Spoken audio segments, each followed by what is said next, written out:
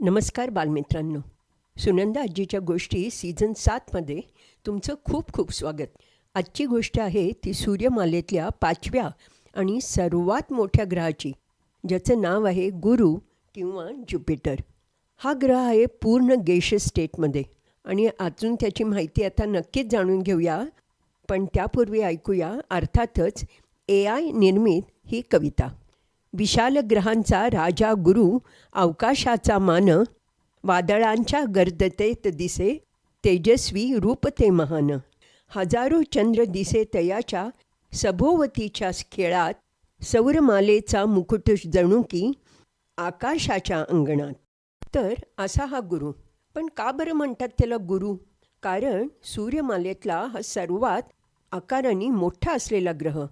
आणि मोठा म्हणजे किती मोठा माहिती आहे? तर सूर्यमालेतल्या इतर ग्रहांच्या आकाराची जर बेरीज केली तर त्याच्या दुप्पट एकट्या गुरूचा आकार आहे. आणि तो गुरु आहे सूर्यापासून 778 मिलियन किलोमीटर्स एवढ्या जास्त अंतरावरती. आणि अर्थातच त्यामुळे तो वरकरणी थंड असलेला ग्रह आहे. इतर ग्रहांप्रमाणेच तो स्वतःभोवती फिरत फिरत सूर्याभोवती प्रदक्षिणा पूर्ण करतो.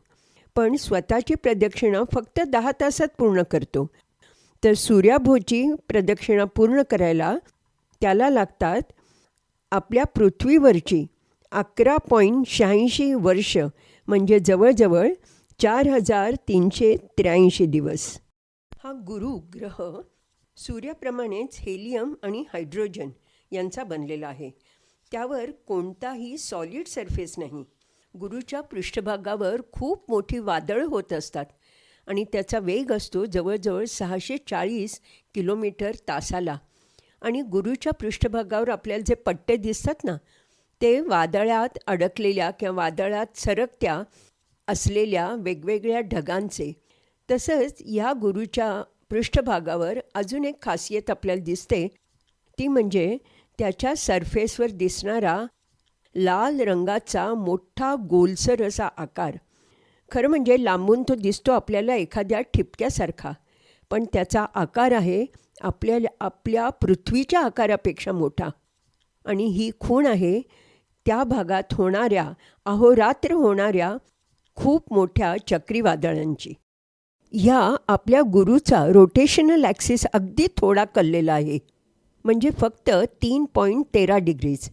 पण त्यामुळे गुरूवर सीझनल चेंजेस अगदी थोड्या कालावधीसाठी का होईना पण होतात किंवा दिसतात.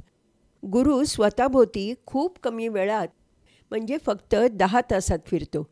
आणि म्हणून गुरूवर सूर्योदय आणि सूर्यास्त दर 5 तासांनी, म्हणजेच गुरूच्या दिवसामध्ये 2दा होतो. प्रत्येक ग्रहाप्रमाणे, म्हणजे फक्त बुध हा ग्रह सोडून गुरूला गुरूभोवती फिरणारे अनेक चंद्र आहेत आणि त्यांची संख्या दरवर्षी वाढतेच आहे. सध्याचा आकडा आहे 95, म्हणजे गुरूभोवती फिरणारे 95 चंद्र आहेत. गॅलिलिओ या शास्त्रज्ञांनी प्रथम या गुरूभोवती फिरणाऱ्या चंद्रांचा शोध लावला.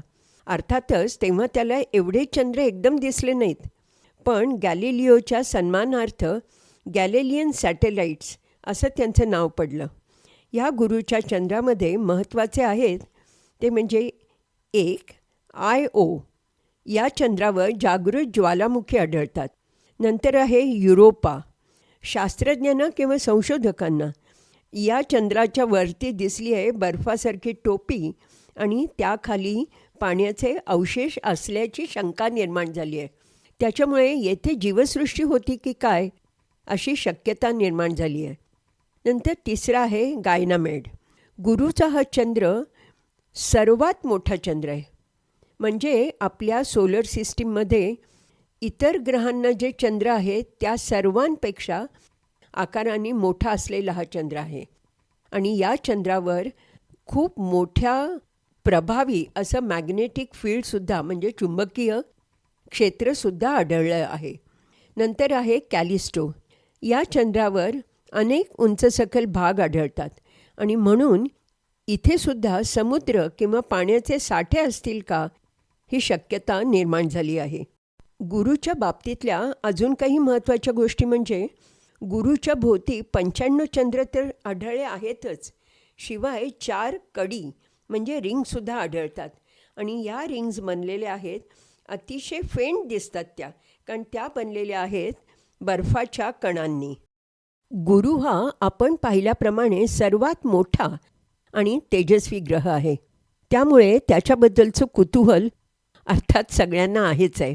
आणि यासाठी नासातर्फे 1973मध्ये पहिल्यांदाच पायोनियर 10 आणि नंतर लगेच पायोनियर 11 ही 2 यानं सोडली गेली. या यानांनी गुरूचे खूप जवळून फोटो काढले. नंतर वॉयेजर 1 आणि वॉयेजर 2 या यानांनी गुरूचे चंद्र आणि त्यांच्या अस्पष्ट असणाऱ्या रिंग्ज किंवा कडी याचा अभ्यास केला. नंतर 1989मध्ये गॅलिलिओ या स्पेसक्राफ्टनी गुरूला प्रदक्षिणा घातली आणि गुरूचे महत्त्वाचे चंद्र म्हणजे आय-ओ, युरोपा आणि गॅनिमेड यांचा अभ्यास केला आणि काही साधनं वापरून चुंबकीय क्षेत्राचा पण अभ्यास केला.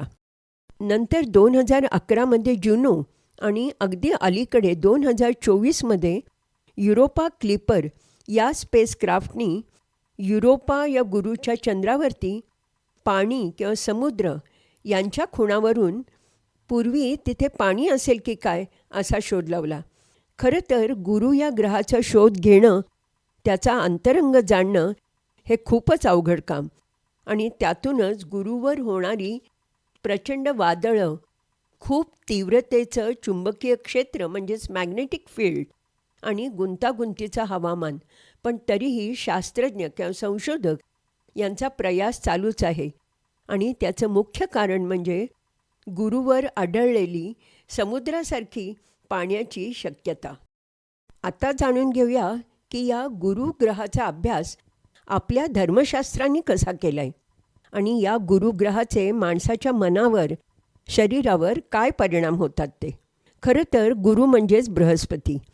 गुरुचा अर्थ ज्ञान, उत्तम वागणूक, उच्च शिक्षण घेण्याची क्षमता आणि अर्थातच त्यामुळे मिळणारं यश आणि नेतृत्व गुण. पिवळा हा गुरूचा सर्वात आवडता रंग. गुरु या ग्रहाची पूजा केल्याने वैयक्तिक आयुष्यात उत्तम मार्गदर्शन मिळतं असा एक समजही रूढ झालेला आहे. ज्युपिटरला किंवा गुरूला रोमन संस्कृतीने सुद्धा देवाचं स्थान दिलेलं आहे. त्याला ते म्हणतात गॉड ऑफ स्काय, म्हणजेच आकाशाचा देव. आणि म्हणूनच विजांचा कडकडाट, ढगांचा गडगडाट, वादळं, पाऊस, प्रकाश इत्यादी सर्वांसाठी गुरु कारणीभूत आहे असा त्यांचा समज. त्याच्या शेजारीच मूर्तीमध्ये असलेला गरुड हा नेतृत्व गुण दर्शवतो आणि त्याचबरोबर शौर्यसुद्धा. आणि पाठीमागे असलेला ओक वृक्ष हा पूजनीय वृक्ष मानला जातो. रोमन लोकांसाठी गुरूचा वरदहस्त असणं म्हणजे राज्यात कायदा, सुव्यवस्था आणि लोककल्याण अबाधित राहतं असा त्यांचा समज. तर मित्रांनो, असा हा आकाशात ठळकपणे दिसणारा, सहजपणे ओळखू येणारा सर्वात मोठा ग्रह म्हणजे गुरु आणि त्याचीच ही गोष्ट. या ग्रहाबद्दल एक प्रकारचा आदर सर्वांनाच जाणवतो. आता मी इथे थांबते. चॅनल सबस्क्राईब करा, गोष्ट शेअर करा, लाईक करा, अनेकांपर्यंत पोचवा. आणि हा गुरु किंवा आपला हा ज्युपिटर आकाशात एकदा तरी नक्की पहा. भेटूया आता लवकरच पुढच्या महिन्यात. तोपर्यंत धन्यवाद.